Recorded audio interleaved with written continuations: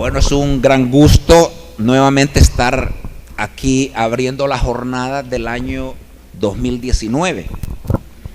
Creo que nunca habíamos tenido la oportunidad de escuchar una jornada de neurocirugía, como que habíamos tenido a los cirujanos un poquito aparte. Sin embargo, gracias al doctor Cristian, podemos iniciar de gala, diría yo, este nuevo set de jornadas. Quisiera también mencionarles que el Colegio Médico también ha iniciado cada mes una conferencia cultural.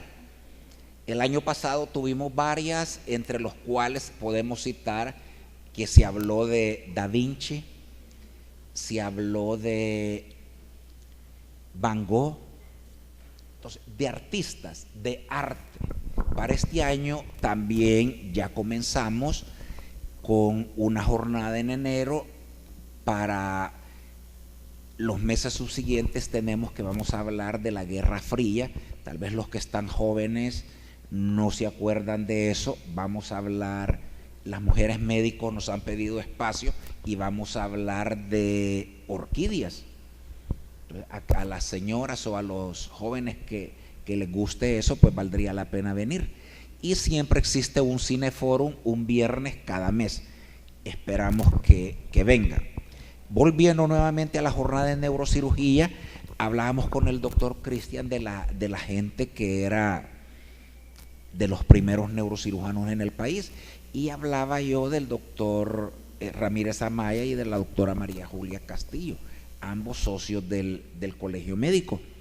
Y como anécdota le contaba que un compañero mío, uno que iba un año abajo, se fue a Inglaterra, a Londres, a hacer neurocirugía, pero solo aguantó una semana porque estaba bien enamorado de su esposa. Entonces perdimos a ese cirujano. Ahora los hijos, creo que tiene 2 hijos, son médicos cirujanos endoscopistas, o sea que se pasaba, y ellos sí fueron entrenados afuera. El doctor Cristian, doctor Cruz, nos va a dar las palabras de bienvenida. Y nuevamente, doctor, muchas gracias por haber aceptado. No sabe cómo nos ha salvado el mes de febrero, porque casi nadie quiere comenzar la jornada. Gracias. Sí, gracias, doctor. La verdad es que fue bien difícil conseguir los ponentes, nadie quería. Y bueno, agradeciendo al Colegio Médico la invitación a la asociación, y nosotros pues con un gran placer y un gusto estamos acá para darle un poquito de los conocimientos que nosotros tenemos sobre las materias que les vamos a hablar en este momento. La asociación siempre está interesada en actualizarse. Nuestros médicos, pues muchos de ellos salen al extranjero a prepararse más. Los servicios de neurocirugía a nivel nacional, el Hospital Rosales y el Hospital del Seguro Social, son los que preparan a nuestros residentes, y pues de ahí muchos de ellos optan para seguir su preparación fuera en el extranjero.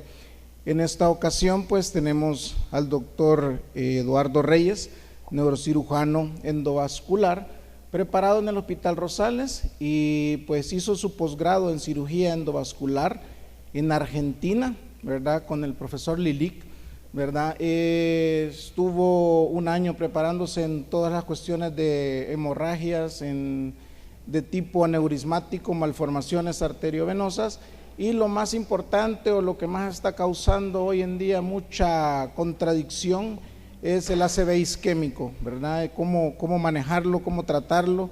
Más adelante vamos a tener también manejo del cráneo hipertensivo. También tendremos un poquito de actualización en lumbalgia y tratamiento de hernias de disco, y al final pues vamos a tener tumores cerebrales, ¿verdad? Los dejo con ustedes, con el doctor Reyes.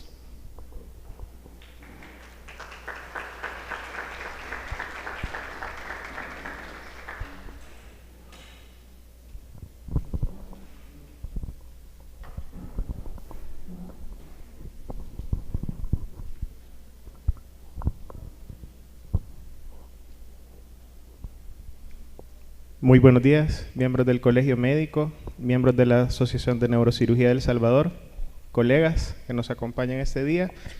Es un honor para mí en esta mañana pues venir a compartirles un poquito sobre el tratamiento y las nuevas normas que se han dado para el manejo del ACV, del ACV isquémico.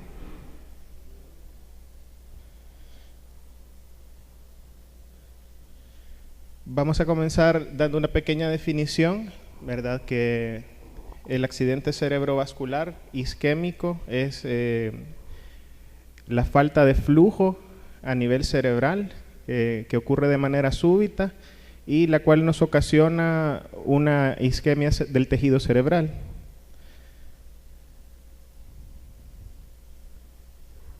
Hay que hablar un poco de unos conceptos básicos y diferenciar que si hablamos de accidente cerebrovascular o ataque cerebrovascular, podemos ver que existen tanto accidentes cerebrovasculares isquémicos como hemorrágicos. Y es importante hacer la diferenciación de estos. La diferenciación la vamos a hacer con los estudios de imagen y vemos que el ACV isquémico pues comprende un episodio de disfunción neurológica que es causado por un infarto, ya sea cerebral, de la médula o retiniano. Tenemos también el ataque isquémico transitorio, ¿verdad? Que es prácticamente un accidente cerebrovascular isquémico con la diferencia de que los síntomas duran menos de 24 horas, no quedan secuelas y no hay evidencia de infarto en los estudios de imagen posteriores. La definición del ACV hemorrágico es que tenemos también una colección focal de sangre en el parénquima cerebral, en el sistema ventricular, y va a ser de causa no traumática. Y la hemorragia subaracnoidea, que es la presencia de sangre en el espacio subaracnoideo. La principal causa de hemorragia subaracnoidea no traumática son las roturas de los aneurismas. Pero este día vamos a hablar básicamente del ataque cerebrovascular isquémico.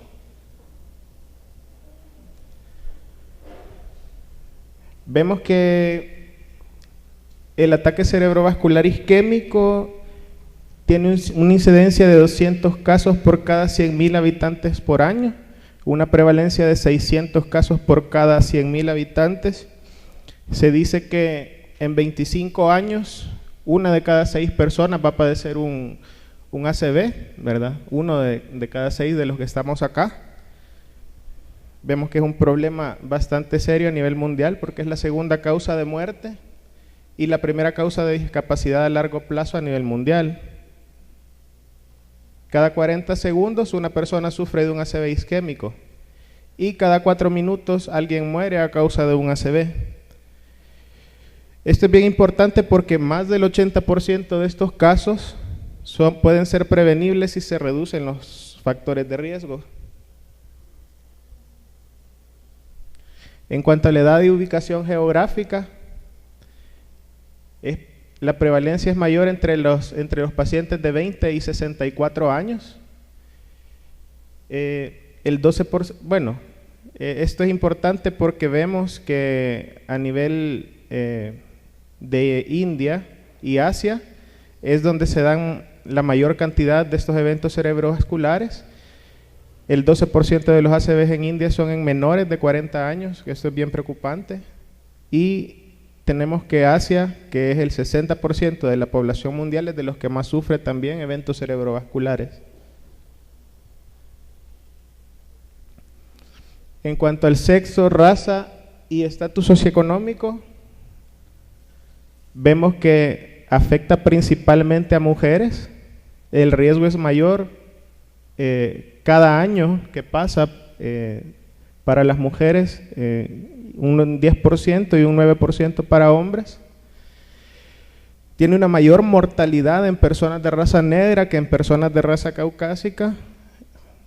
Por lo general en las personas de raza negra se presenta entre los 45 y 65 años.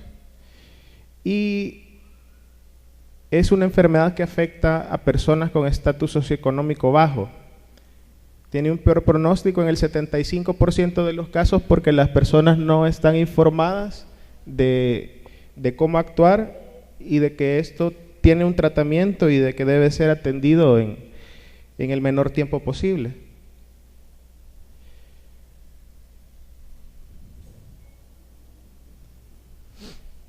Recordando nada más un poco de la anatomía básica, pues tenemos la arteria carótida derecha y la arteria carótida común izquierda, que aquí no tenemos el tronco, el callado aórtico, pero sabemos que la carótida derecha sale del tronco arterial brachiocefálico, que se divide en arteria subclavia derecha y arteria carótida común derecha, y su división en arteria carótida externa y la arteria carótida interna.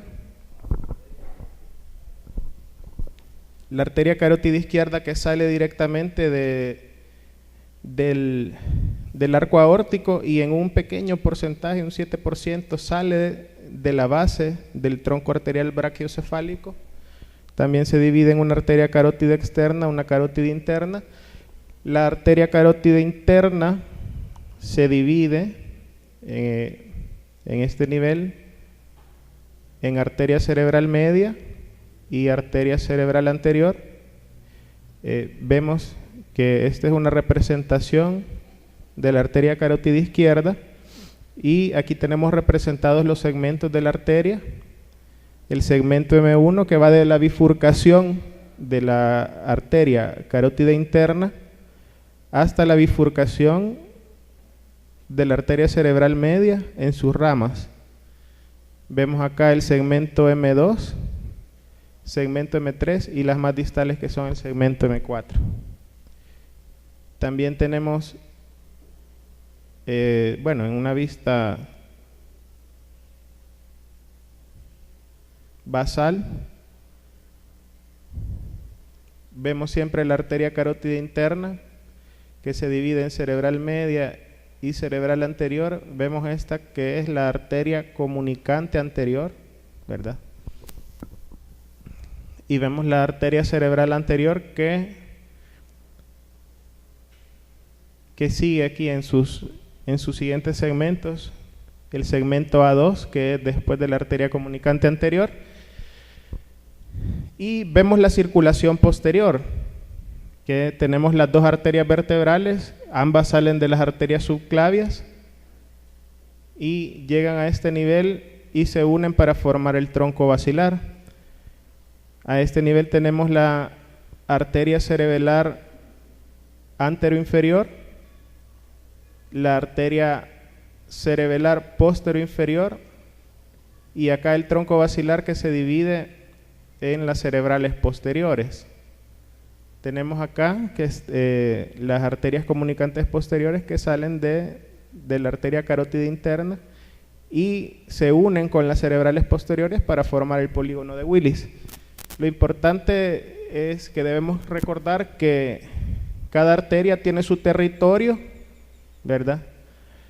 Y dependiendo del territorio que esté afectado en el ataque cerebrovascular, así van a ser los síntomas que va a presentar el paciente y se nos hace más fácil a nosotros hacer un diagnóstico clínico. Solo con la sintomatología del paciente podemos saber qué territorio es el que está afectado.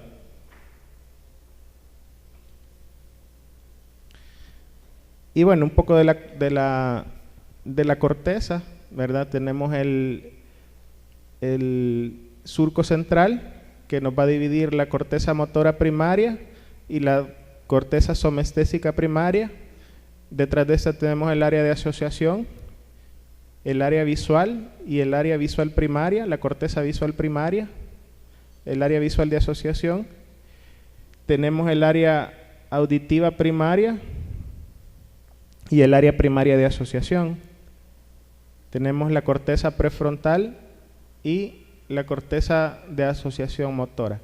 Todo esto es importante también saber qué ramas y de qué arterias proviene la irrigación, para saber cuál es la rama que va a estar afectada en el accidente cerebrovascular.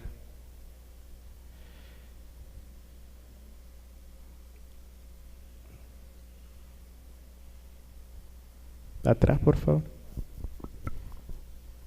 Les ponía este dibujo acá porque algo bien importante es que, igual que en el ataque, en el infarto agudo de miocardio, el tiempo es cerebro, ¿verdad? Porque durante un ACV, cada minuto mueren más de 2 millones de neuronas, más de 2 millones de células cerebrales, lo que aumenta el riesgo de daño cerebral permanente en el paciente. Por eso debemos actuar rápido.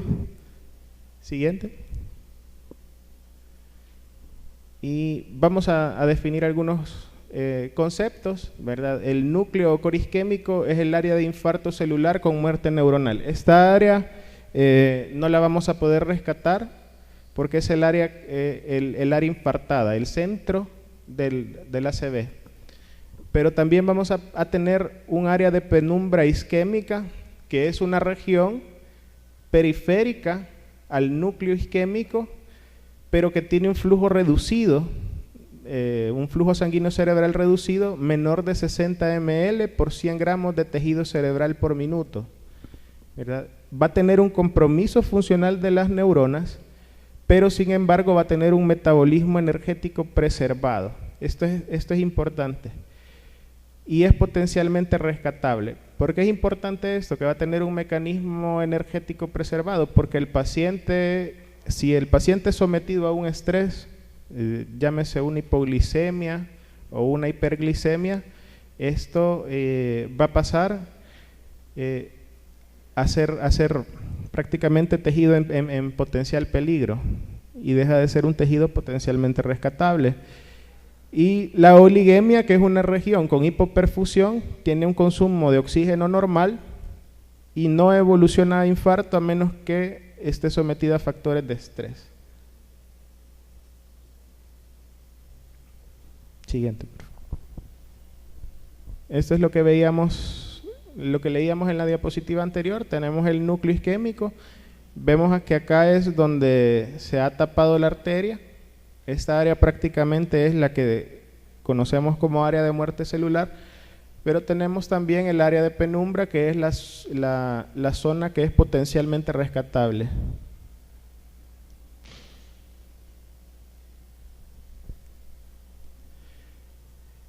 Vemos en esta también, esta es importante porque tenemos la circulación colateral.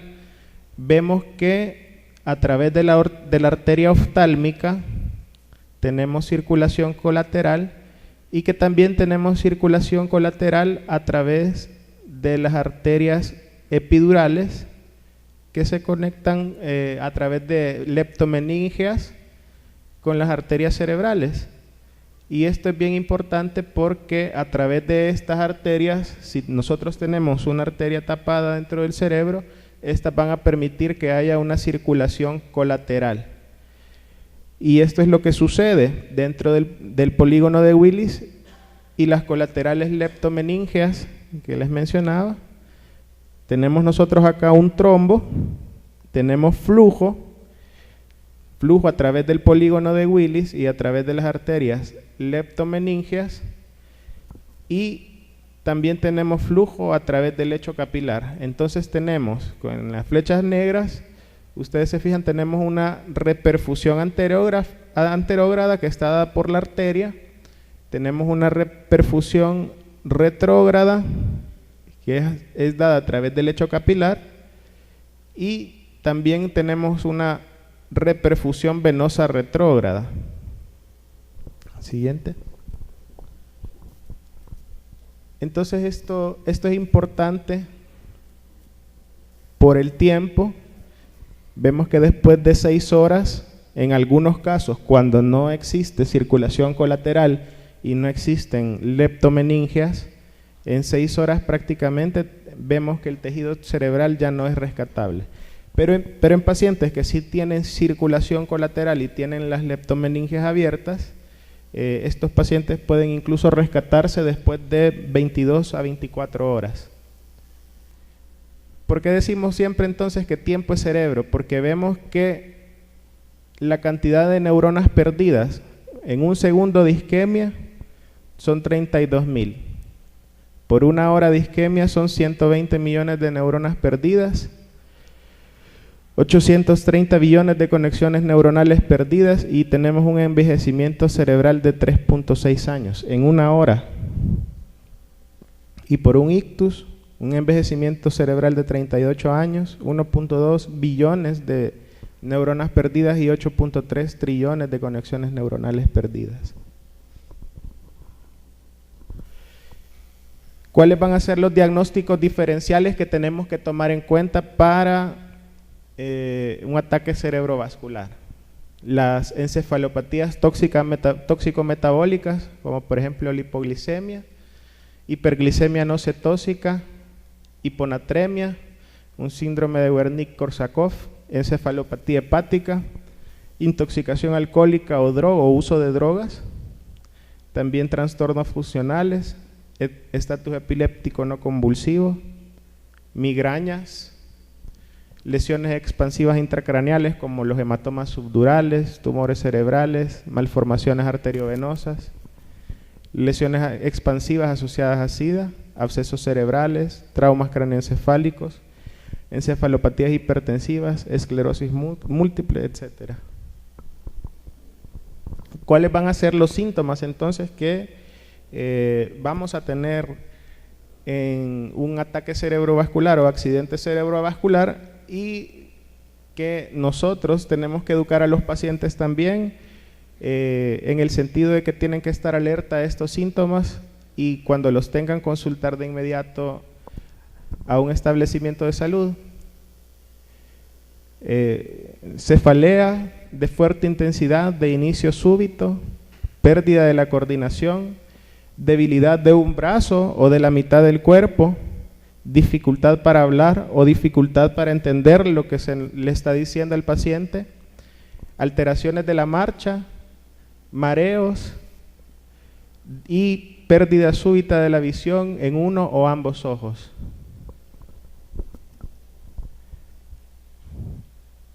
Vamos a ver la clasificación clínico-topográfica del accidente cerebrovascular y para eso tenemos la clasificación de Bamford que clasifica el ataque cerebrovascular isquémico agudo en infartos lacunares, infartos totales de la circulación anterior, infartos parciales de la circulación anterior e infartos de la circulación posterior. Estos cuatro: infartos lacunares, totales de la circulación anterior, parciales de la circulación anterior e infartos de la circulación posterior. Todos estos van a tener sus signos y síntomas propios, ¿verdad? Van a tener su territorio específico y estas son las causas principales. En la mayoría de los casos, tanto en los infartos de circulación anterior, totales, parciales o de circulación posterior, la causa principal son las embolias o las trombosis. Y en el caso de los infartos lacunares, las causas principales son hipohialinosis y microateromas, esto en personas con hipertensión arterial crónica, principalmente. Y los síntomas y signos y síntomas, que no se los voy a mencionar todos porque para no extendernos mucho. La clasificación de Toast clasifica el accidente cerebrovascular como de gran vaso, de pequeño vaso o cardioembólico. ¿Cuál va a ser la importancia de esta clasificación? La importancia de esta clasificación es que el deterioro del paciente, en el caso de pacientes con ACV isquémico de gran vaso, el déficit neurológico va a ser mayor que en el caso de los pacientes con ACV isquémico de pequeños vasos. La clínica va a ser síndromes lacunares y en el caso de los ACVs de gran vaso, ¿verdad?, síntomas corticales o de tronco, y la progresión es mayor en horas.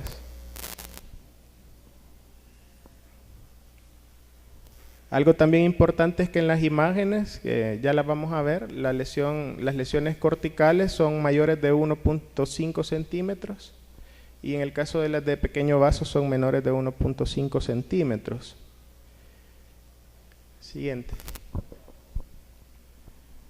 Este es un listado de las fuentes cardioembólicas, ya que es la causa principal de los accidentes cerebrovasculares. La fibrilación auricular es la primera causa o la causa principal de los accidentes cerebrovasculares de fuente cardioembólica, seguido del aleteo auricular mantenido. Otras causas: prótesis valvulares, mecánicas o biológicas, infarto de miocardio reciente o antiguo, trombos ventriculares o auriculares, mixomas auriculares, fibroelastoma papilar, endocarditis infecciosa, miocardiopatía dilatada, insuficiencia cardíaca congestiva sintomática con una fracción de eyección menor del 30%, síndrome de seno enfermo, valvulopatía reumática mitral o aórtica. También hay fuentes cardioembólicas menores, un foramen oval permeable. Por eso es importante cuando estamos estudiando la causa del accidente cerebrovascular siempre pedir un ecocardiograma transtorácico o transesofágico para descartar una de estas fuentes si no encontramos una de las anteriores. Aneurismas septales auriculares, aneurismas ventriculares,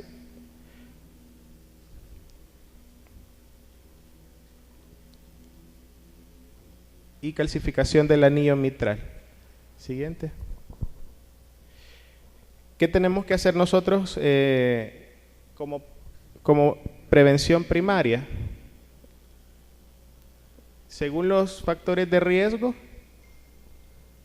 así van a ser las medidas que vamos a tomar.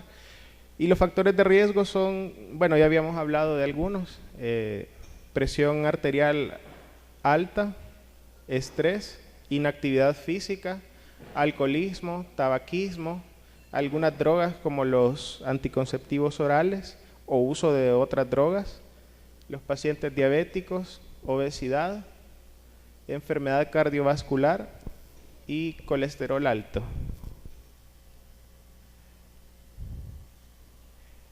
Esta es una escala de puntaje de riesgo de ACV. Vemos los factores de riesgo que ya habíamos mencionado: presión arterial, fibrilación auricular, tabaquismo, colesterol, diabetes, actividad física, peso, antecedentes familiares de ACV, y dependiendo de todo esto vamos a sacar una puntuación total. Vemos que los pacientes con una presión arterial mayor de 130/80 tienen un riesgo alto. Pacientes con latidos cardíacos irregulares, fumadores, pacientes con colesterol arriba de 240, diabéticos, sedentarios con sobrepeso y con antecedentes familiares de un accidente cerebrovascular. Siguiente. Si tenemos 3 puntos o más, vamos a tener un riesgo alto, ¿verdad? Este paciente debe ser monitorizado de cerca o darle seguimiento para prevenir un ataque cerebrovascular. Entre 4 y 6 puntos, el paciente tiene un riesgo intermedio, y entre 6 y 8 puntos un riesgo bajo. Estas son, me imagino que ya conocen o ya han escuchado esta mnemotécnica FAST, por las siglas en inglés de actuar rápido. Si el paciente tiene desviación de rasgos faciales o debilidad en uno de los brazos o alteraciones del lenguaje, ¿verdad? Es tiempo de consultar y de llamar al servicio de urgencias. ¿Cómo prevenir el ataque cerebrovascular? Dejar de fumar, disminuir los niveles de colesterol, normalizar la presión arterial, ejercitarse regularmente, evitar el estrés, mantener un peso adecuado, un control adecuado de la diabetes, beber en moderación y comer sano. Estas son, a continuación les voy a mostrar las escalas de evaluación que tenemos que cuando nosotros tenemos un paciente con un ataque cerebrovascular. Estas escalas de evaluación son las que nosotros tenemos que poner en práctica antes de admitir al paciente a la unidad de la emergencia y tomar una decisión sobre el tratamiento de este paciente. Esto es nivel de evidencia 1, ¿verdad? En el caso de la escala de NIH, que ya se las voy a mostrar, es recomendado para medir la severidad del ataque cerebrovascular. Siguiente.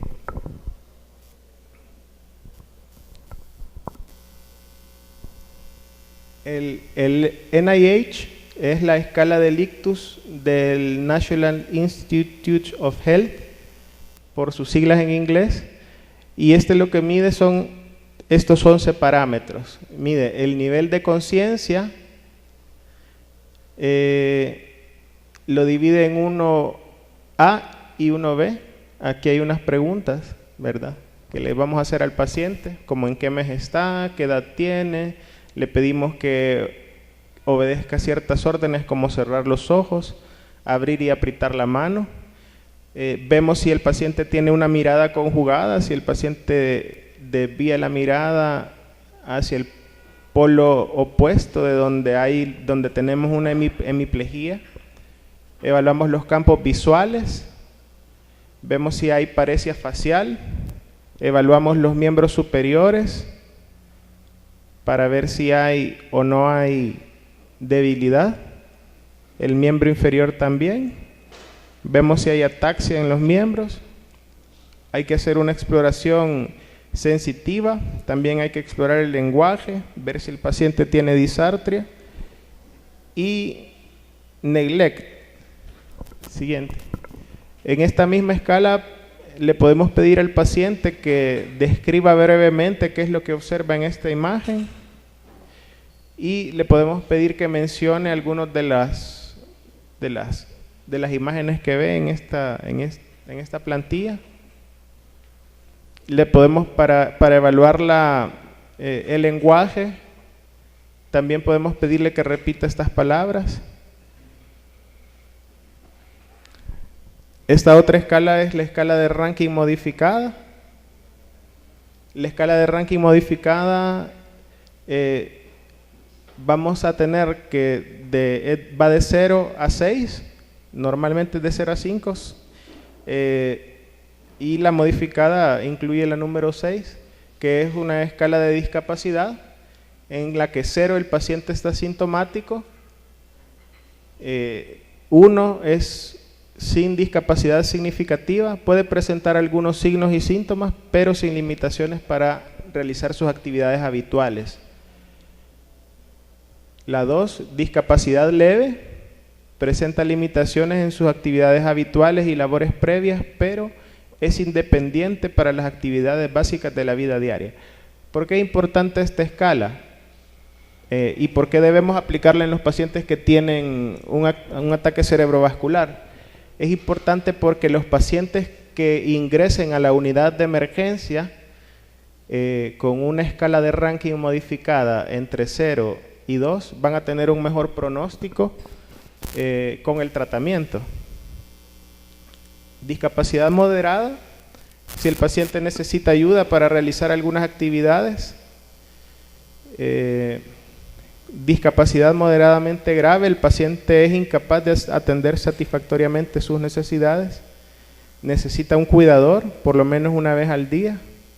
Y la discapacidad grave, que necesita atención constante, está encamado o es incontinente y no puede quedarse solo. Y el 6 es un óbito. El índice de Barthel modificado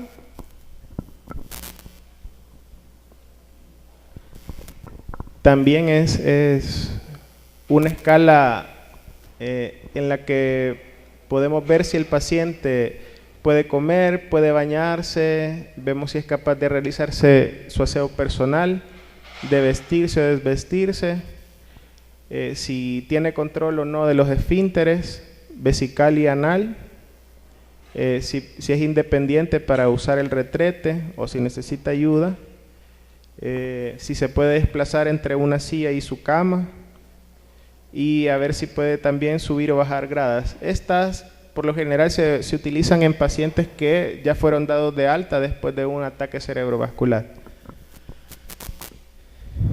En cuanto a la atención prehospitalaria, este es importante,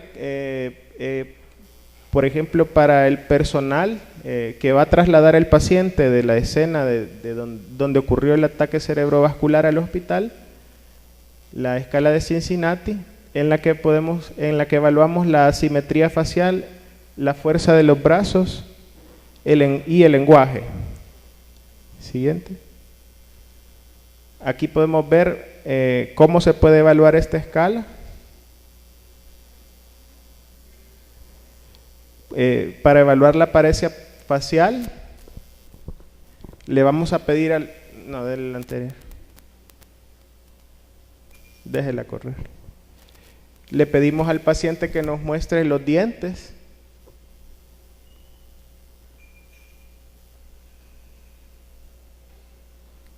Si vemos que la mueca que realiza el paciente es simétrica, le damos 0 puntos. 1 punto si la mueca es ligeramente asimétrica. 2 puntos si es totalmente asimétrica.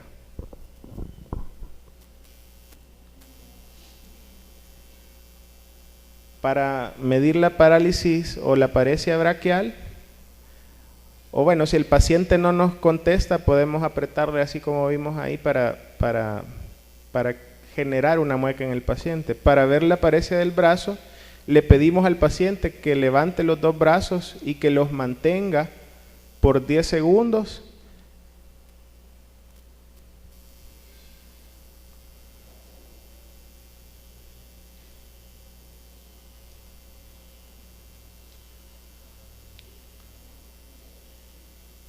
A esta le vamos a dar 0 puntos si no hay debilidad.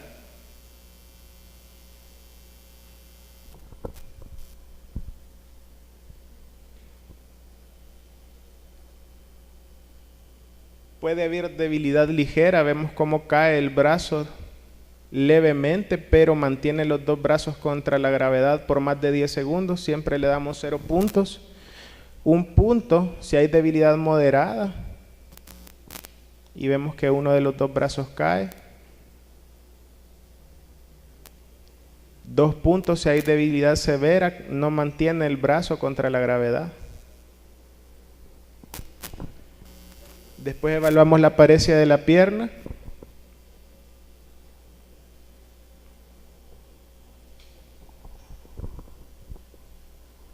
E igual, de la misma manera que evaluamos los brazos, evaluamos las piernas.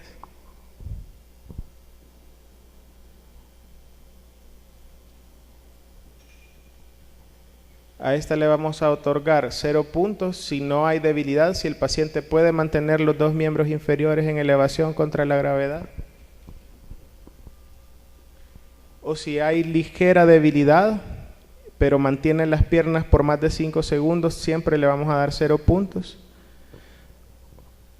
1 punto si hay debilidad moderada y logra mantener la pierna menos de 5 segundos, y 2 puntos si hay debilidad severa.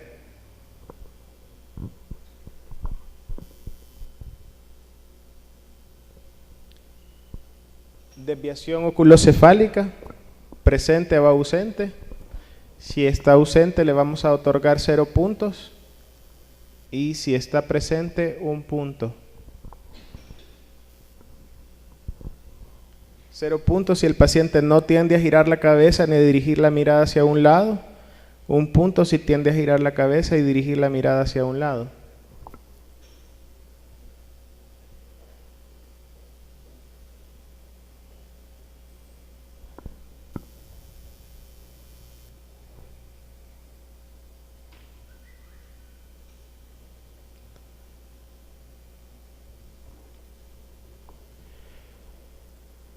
Vamos también a valorar la agnosia. En los pacientes que tienen debilidad del lado izquierdo, hay que valorar si el paciente reconoce su lado izquierdo del cuerpo. Nosotros le vamos a preguntar, le vamos a mostrar su brazo izquierdo y le vamos a preguntar de quién es este brazo. Si el paciente no tiene asomatognosia ni anosognosia, el paciente va a poder reconocer que ese brazo es de él.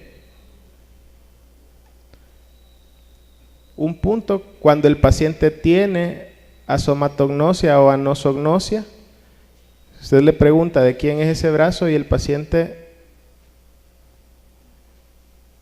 no lo siente.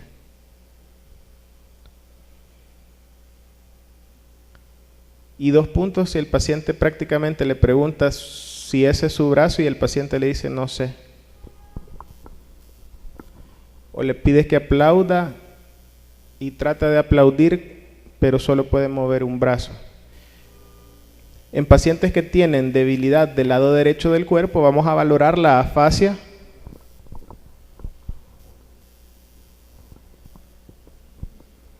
Y se le van a pedir 2 órdenes al paciente, una que cierre los ojos y otra que empuñe la mano.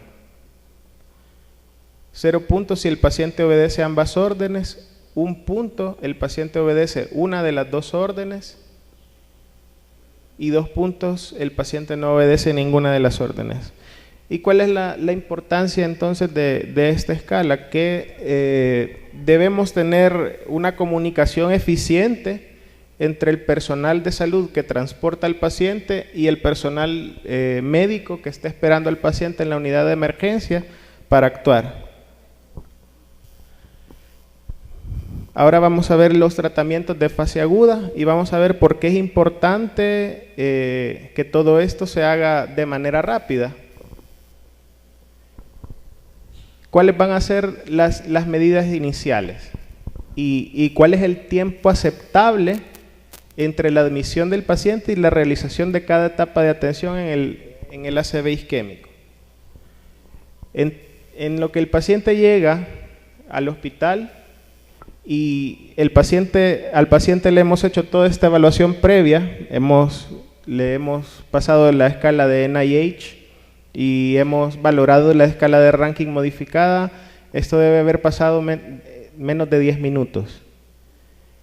Entre que el paciente llega y se le da aviso al equipo de ACV, el equipo de ACV pues consta de un intervencionista, el anestesiólogo y el personal de enfermería dentro del quirófano, ¿verdad? Desde que el paciente llegó hasta que el equipo ya está avisado que hay un ACV en la unidad de emergencia, tienen que haber pasado menos de 15 minutos.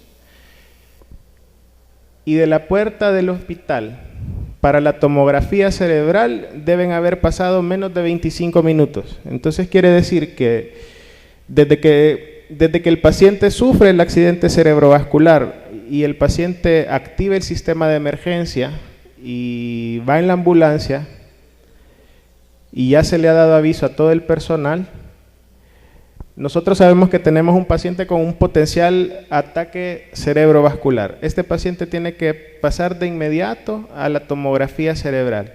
Y de la puerta a la realización de la tomografía y la interpretación por un radiólogo, por un neurointervencionista o un radiólogo intervencionista deben haber pasado menos de 45 minutos.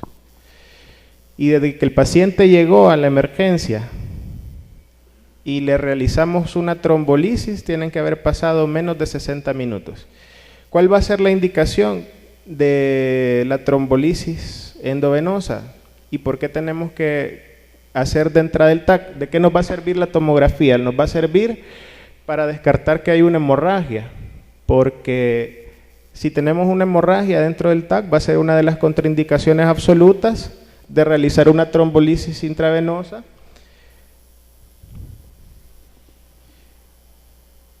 Y luego de realizada la trombolisis intravenosa, el paciente tiene que ser admitido en una unidad de cuidados intensivos o una unidad de ACV en menos de 3 horas. Siguiente. El abordaje inicial tiene que ser semejante a otros pacientes críticos. El ABC, hay que tomar los signos vitales y la glicemia capilar, importante porque dependiendo de la presión arterial vamos a iniciar o no vamos a iniciar el tratamiento con el RTPA endovenoso. y también dependiendo de la glicemia capilar, vamos a iniciar o no el manejo con el RTPA endovenoso. Tenemos que tener 2 accesos venosos periféricos, al menos uno de calibre 18. Hay que tomar muestras de sangre para la evaluación bioquímica básica y de coagulación y transportar a TAC al paciente lo más rápido posible. Siguiente.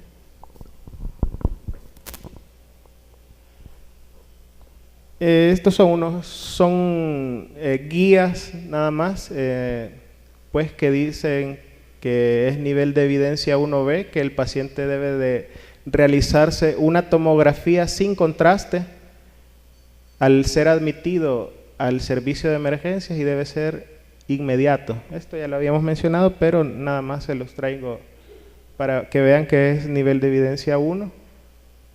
Siguiente.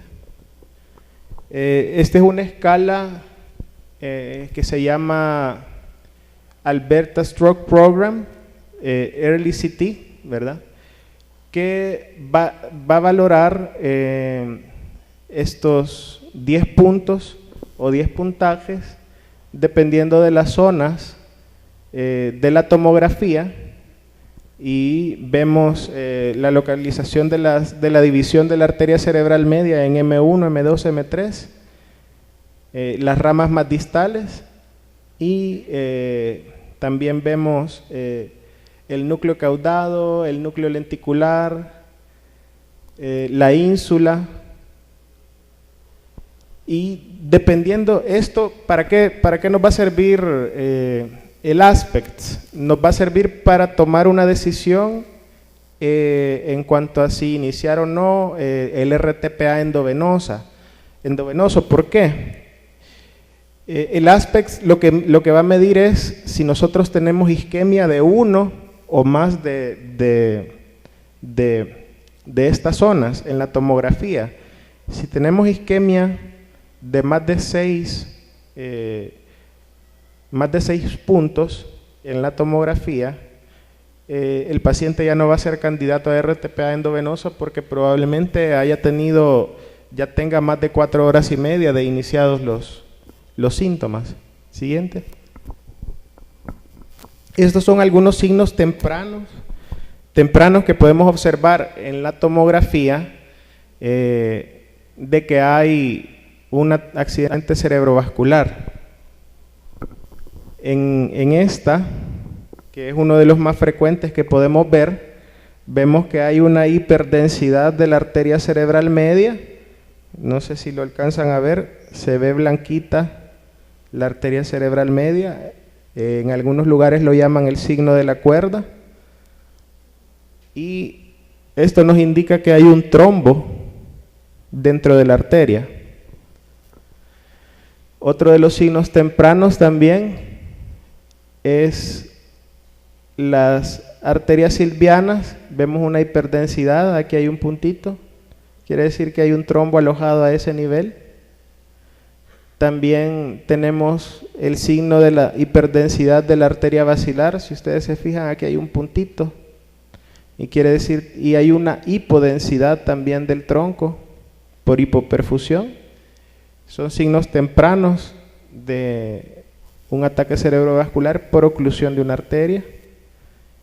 Vemos también otro signo temprano, no sé si se logra ver bien, pero hay un poco de edema y borramiento de los ganglios de la base, y aquí hay una pérdida también de los surcos en la ínsula.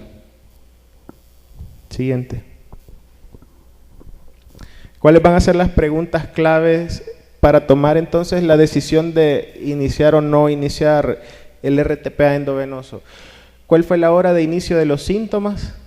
Si los síntomas iniciaron de manera súbita o gradual, si hay comorbilidades previas, si el paciente, qué medicamentos usa. Eso es bien importante porque pacientes que usan warfarina, por ejemplo, en ellos está contraindicado el uso del RTPA endovenoso porque aumenta el riesgo de hemorragia intracerebral. Y hay que ver el estatus funcional previo del paciente. Por eso es que debemos conocer nosotros la escala de ranking modificada para ver cómo estaba el paciente antes de sufrir el evento cerebrovascular.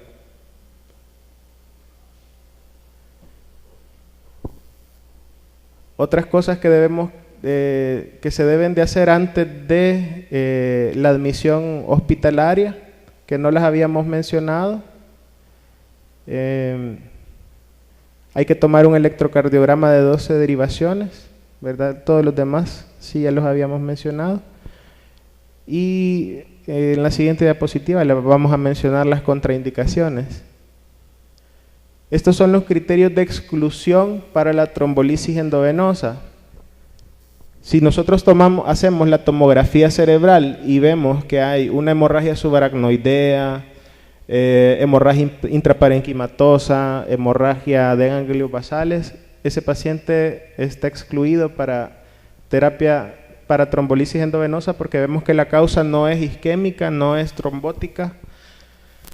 Cuando hay hemorragia interna activa, pacientes que han sido sometidos a cirugía intracraneana o espinal en los últimos 3 meses, tampoco son candidatos a trombolisis endovenosa.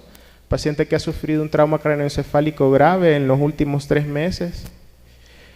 Presión arterial sistólica mayor de 185, la sistólica, o mayor de 110 la diastólica. Pacientes con glicemias menor de 50 o mayores de 400 miligramos por decilitro también son excluidos, pero les ponemos un asterisco porque estos factores pueden ser modificables y al estabilizar el paciente y lograr parámetros normales, sí podemos proceder a aplicar la trombolisis endovenosa. Pacientes con trauma, con un ataque de cráneo con infarto multilobular, con aspects menor de 6. Esto es lo que les había mencionado en la escala anterior, que pacientes que tienen más de 1/3 del hemisferio cerebral isquémico no son candidatos a RTPA endovenosa. Siguiente. Otros criterios de exclusión: diátesis hemorrágicas, conteo de plaquetas menor de 100.000, uso de heparina fraccionada, con TTP arriba de los límites normales, uso de heparinas de bajo peso molecular, menos de 24 horas, uso de anticoagulantes con un INR más de 1.7, uso de inhibidores directos de trombina o de factor 10A, con exámenes de laboratorio alterados, todo esto en menos de 48 horas previas a la admisión hospitalaria. También hay criterios de exclusión relativos, ¿verdad?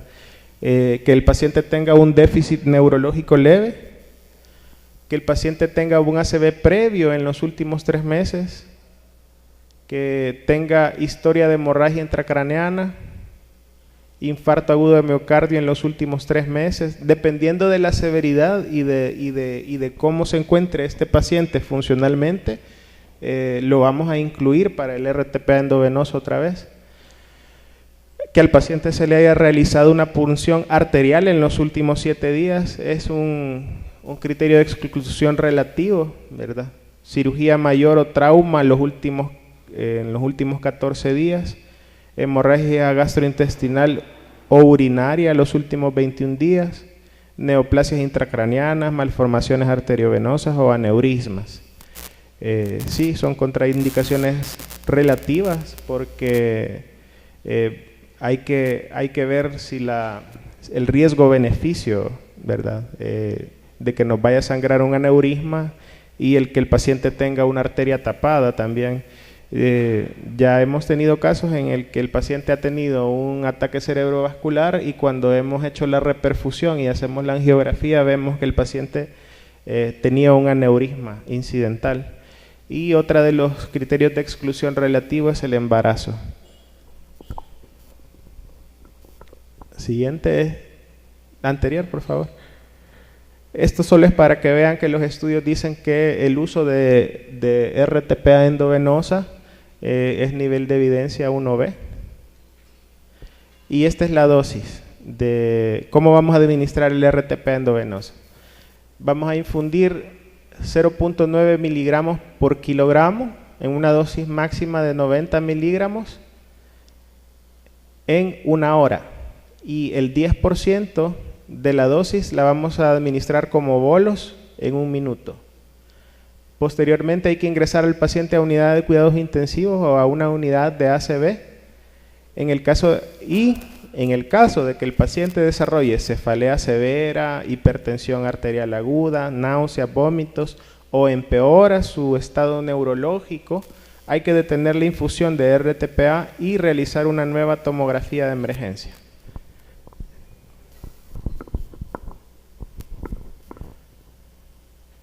Esto es lo mismo que habíamos mencionado en la diapositiva anterior. Aparte de lo que ya habíamos mencionado, también hay que retrasar el uso de sondas nasogástricas en estos pacientes, porque después de administrarles el RTPA endovenosa, si nosotros ponemos una sonda nasogástrica, lo que vamos a hacer es causarle un sangramiento nasofaríngeo o sangramiento de tubo digestivo al paciente también. 24 horas después de iniciada la dosis de RTPA endovenosa, siempre tenemos que hacer una tomografía o una resonancia magnética de control. Y tenemos que comenzar los anticoagulantes o agentes antiagregantes, ya sea aspirina, clopidogrel, ticlopidina. Siguiente. Y ahora, pues, la parte menos aburrida para mí, que es esta parte, la terapia endovascular. Este es un estudio en el que se midió la escala de Rankin modificada y se comparó aquellos pacientes que recibieron RTPA endovenoso, solo RTPA endovenoso, y se comparó con aquellos pacientes que recibieron la terapia endovascular. ¿Y cuáles fueron los resultados? Vemos que los pacientes que llegaron a la muerte o a una discapacidad severa en la escala de Rankin modificada después del alta, vemos que hay una mayor cantidad de pacientes que tienen una escala de Rankin de 1 o 0. Entonces, estos pacientes, ¿qué sucedió? Estos pacientes son independientes después de una terapia endovascular, o sea que se recuperaron. Hay una mayor recuperación de los pacientes y una menor mortalidad en los pacientes que son sometidos a la terapia endovascular neurológica. Siguiente. ¿En qué va a consistir? Bueno, estos son los criterios para el tratamiento de la terapia endovascular. Dice, perdón por el color de la letra, los pacientes candidatos a recibir tratamiento con RTPA, todos los que son candidatos a recibir terapia con alteplasa, también tienen que ser incluidos en el tratamiento endovascular. Esto es evidencia clase 1A. Entonces, todos los pacientes que nosotros sometamos a RTPA endovenosa y sepamos que tienen una oclusión de una arteria de gran calibre, como la arteria cerebral media o la cerebral anterior, tienen que pasar directamente a realizárseles la trombectomía mecánica. Son candidatos a ser tratados mediante intervencionismo vascular con stent los pacientes que cumplan los siguientes criterios, y esto también es clase 1A. Paciente que tenga una escala de Rankin modificada al ingreso de 0 o 1. Pacientes que reciben tratamiento con RTPA menor de 4 horas y media.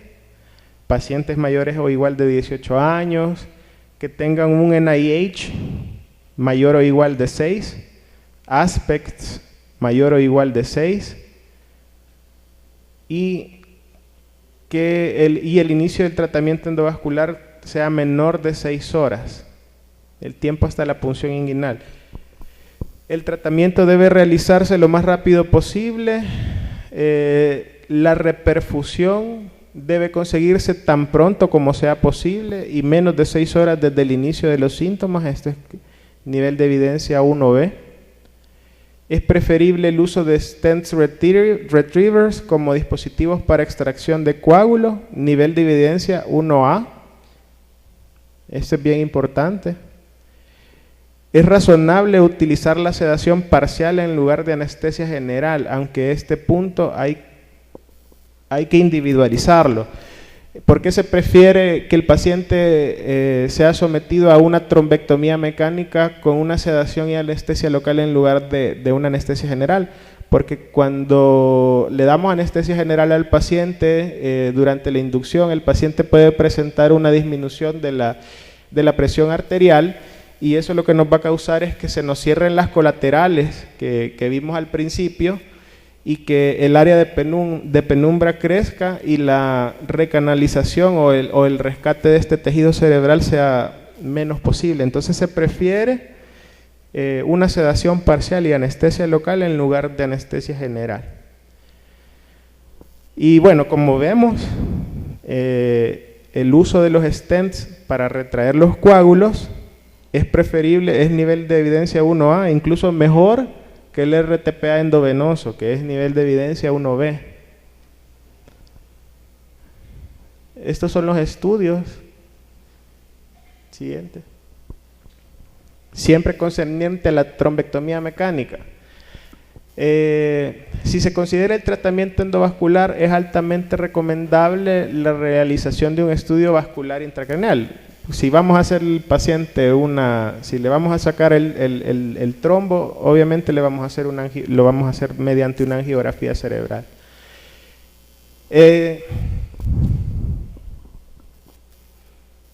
Esto no es muy importante, pasemos a la siguiente. Dele play. ¿En qué consiste el tratamiento endovascular? Vamos a hacer una punción. Las punciones pueden ser tanto de la arteria femoral, de la arteria radial, la arteria braquial. Puede usarse en algunos casos que esté contraindicado hacer estas punciones, hacer incluso una punción directa de la arteria carótida. No, anterior. La siguiente, y dele play al video. No lo anterior. Déjelo correr. ¿Qué es lo que se hace entonces? A través de un acceso femoral, nosotros subimos hasta la arteria carótida interna un catéter guía con balón. A través de este catéter guía, nosotros subimos una microguía, y a través de esta microguía subimos un microcatéter. Aquí podemos ver el coágulo que está en el segmento M1 de la arteria carótida de la arteria cerebral media. El microcatéter se pasa distal a donde está la oclusión. Parecería difícil, pueden decir, ¿y cómo vamos a pasar a través del coágulo? Si el coágulo está tapando la arteria, pasa, y pasa, a veces pasa bien fácil. Y a través del microcatéter pasamos los stents retrievers, que hay varios tipos de stents. En este caso es un stent solitaire que tiene estas 3 marcas distales y tiene una marca proximal. Vemos cómo se restablece el flujo una vez está abierto el stent. Este stent nosotros lo tenemos que dejar aproximadamente 7 minutos. ¿Para qué? Para que haga puente de fibrina entre el stent y el coágulo.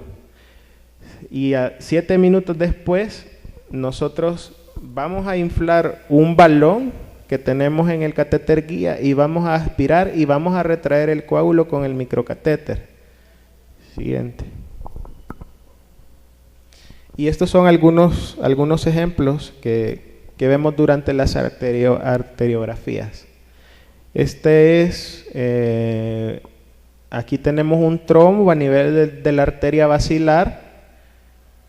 Vemos aquí, esta es la guía distal, ya cuando hemos pasado el trombo, es que está en una de las arterias cerebrales posteriores, ¿verdad? Aquí nosotros abrimos este catéter, en esta no se ve bien, pero ya les voy a mostrar una donde sí se ve bien el stent.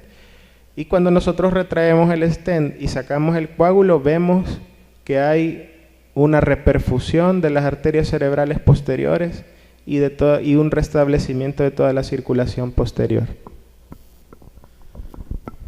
Este es otro caso. Tenemos amputada la arteria carótida interna antes de su bifurcación, ¿verdad? Aquí vemos la comunicante posterior y aquí vemos la cerebral posterior. Aquí prácticamente está cortada la arteria carótida interna. Esta es una vista lateral también del mismo paciente y vemos que posterior a la recanalización y la extracción del coágulo, este es el stent, no sé si lo logran ver, aquí tiene las 3 marquitas distales y la marca proximal. Este es un solitaire y vemos los coágulos que se extrajeron y vemos cómo la arteria ya logra la reperfusión total. Vemos la división de la carótida interna en cerebral anterior y cerebral media. Esta es una vista lateral también. Siguiente. Este es otro ejemplo. También siempre carótida interna tapada, vista lateral. Solo se pintan las ramas de la carótida externa por reflujo. Y vemos después de la trombectomía mecánica cómo recuperamos la perfusión total de la cerebral anterior y de la cerebral media. Este es el stent que usamos, es de los que hay acá. Y estas son las medidas de 6 centímetros, de 6 por 40, de 6 milímetros por 40 centímetros de largo. Esto ya está estandarizado también. Ya se hicieron estudios en los que se ha comparado stent más cortos y de menor diámetro y se ha visto que con esta medida se consigue la mayor tasa de reperfusiones. Siguiente. Este es un paciente con un coágulo en la arteria cerebral media antes de su bifurcación, ¿verdad? Vemos que solo hay cerebral anterior y no tenemos las otras ramas acá. Y vemos que después de la reperfusión con el stent ya hay circulación completa. Este es un stent diferente, este es un Merci. De estos no hay acá. Siguiente. Este igual, con el mismo dispositivo. Vemos cómo vienen pegados los coágulos al stent. Eso, lo que les había mencionado también de dejar 7 minutos el stent para que haga puente de fibrina con el coágulo también está estandarizado. Ya hay estudios que dicen que ese es el tiempo que hay que esperar para que el coágulo se pegue al stent. Siguiente. Y esta es la que les decía que tal vez lograban ver. Esta es la parte distal del stent y la parte proximal. No sé si logran visualizar la malla. Aquí también. Aquí se ve un poco también, para que vean cómo se observa el stent ya desplegado dentro de la arteria. Siguiente. Muchas gracias.